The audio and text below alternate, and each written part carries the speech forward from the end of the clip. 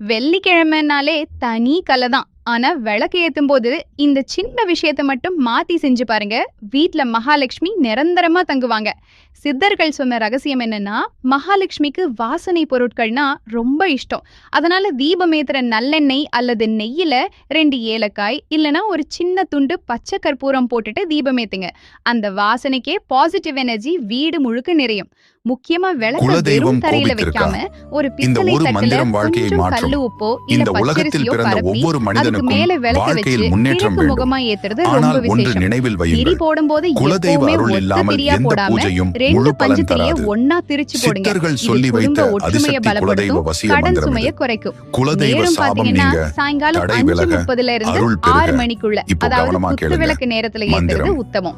ஓம் என் வாசல்ல குலதெய்வம் வர பச்சரிசி வர மாவுல ஓம் சின்னதா பம் பம் கோலம் உம் போட்டு உம் அதுல என்படி ஏறி வா. செம்மண் பட்டை எடுங்க. வா என் இது திருஷ்டியை குலதெய்வமே, தடுக்கும். இந்த விளக்க மந்திரத்தை குளிர தினமும் வைக்கும்போது பூஜை